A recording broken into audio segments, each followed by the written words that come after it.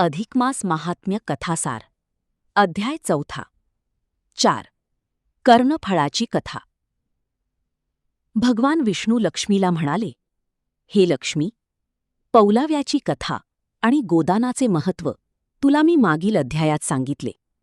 आता या अधिक महिन्यात यथाशक्ती पुण्यकर्मे करून काहीतरी वस्तू, वस्त्र, अन्न आणि पात्र वगैरे जे दान द्यायचे असेल ते ब्राह्मणास, जावयास दिल्याने मोठे पुण्य लाभते. माणसाने आपल्या पारलौकिक कल्याणासाठी अधिक महिन्यात भगवान पुरुषोत्तमाप्रित्यर्थ काहीतरी दान देऊन व्रत केले पाहिजे, नाहीतर केल्या कर्माचे फळ आहेच. दान घेणारा ब्राह्मण सुशील, संतुष्ट आणि नेहमी समाधानी असा असावा. तो आपल्या धर्माचरणात पारंगत असावा. केवळ दुसऱ्याच्या द्रव्याची इच्छा करून आशाळभूतपणे वागणारा असा नसावा. सदाचारी, सद्विचारी आणि सतत संयमाने वागून दुसऱ्याचे कल्याण इच्छिणाऱ्या अशा तेजस्वी ब्राह्मण किंवा संत सज्जन यांना अधिक मासात मुद्दाम निमंत्रण करून त्यांना सन्मानाने दान द्यावे.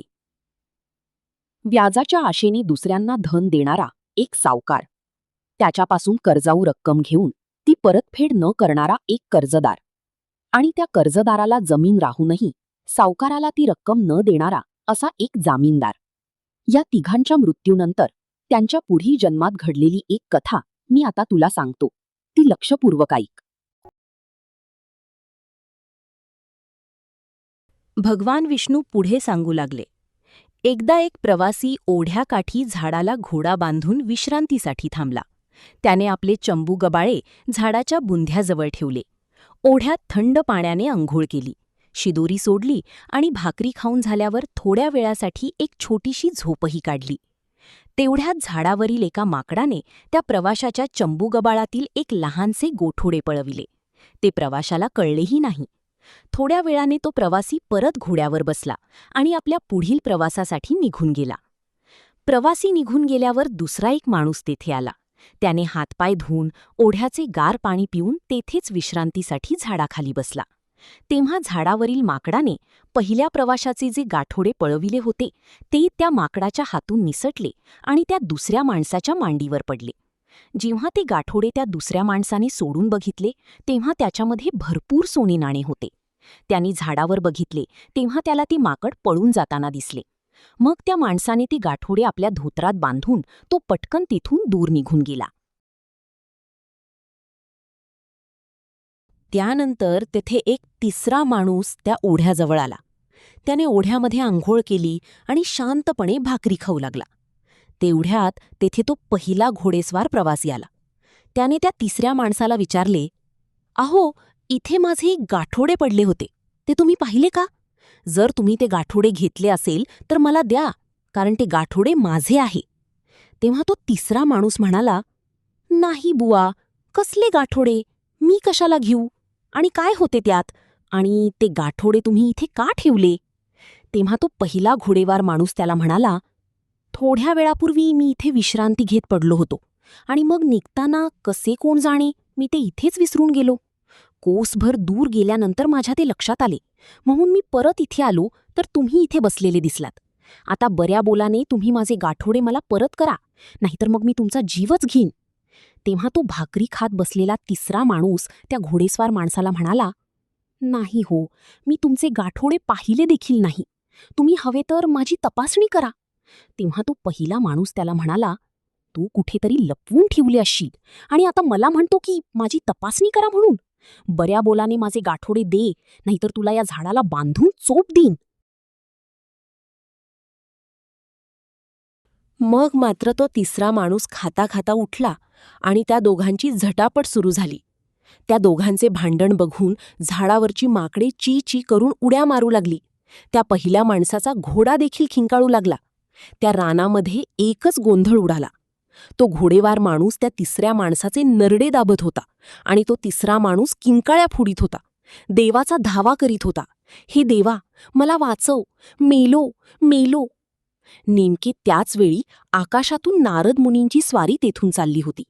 त्यांनी आश्चर्याने तो सारा देखावा पाहिला. नारद मुनींना त्या ओरडणाऱ्या माणसाची खूपच दया आली.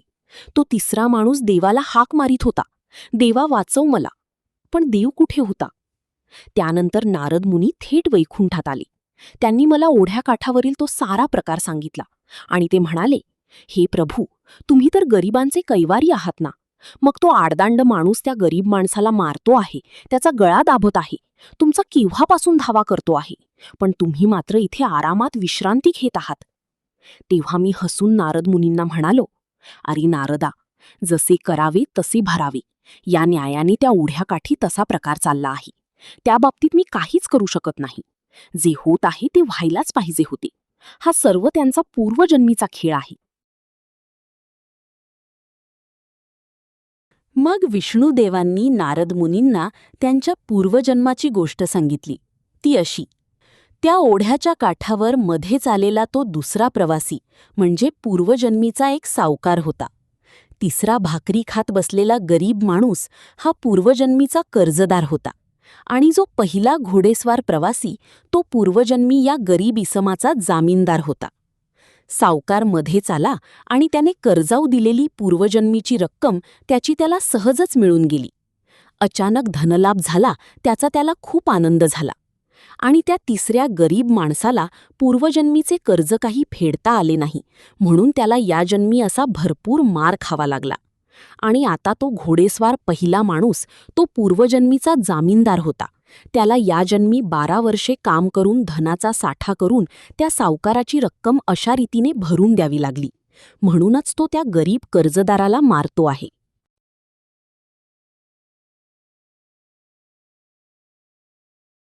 तेव्हा हे नारदा, ही ज्याच्या त्याच्या कर्मफळाची कथा आहे. यामध्ये देव आणि दैव काहीच करू शकत नाहीत.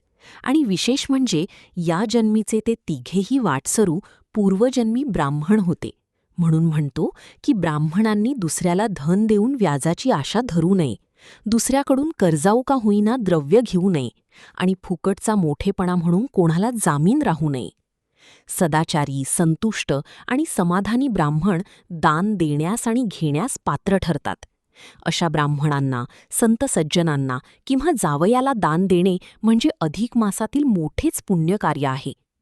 स्वतःचा आचारधर्म पाळून कठोर तपश्चर्या करणाऱ्या पौलव्य ऋषींनासुद्धा देव घाबरले होते आणि त्या सर्व देवदेवतांनी गायीच्या शरीरात प्रवेश केला.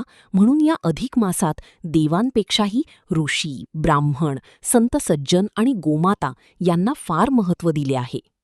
आता याच संबंधी एक नृगराजाची कथा मी तुला सांगणार आहे. ती शांतपणे ऐक. भगवान विष्णू लक्ष्मीला म्हणाले. अध्याय 4 समाप्त.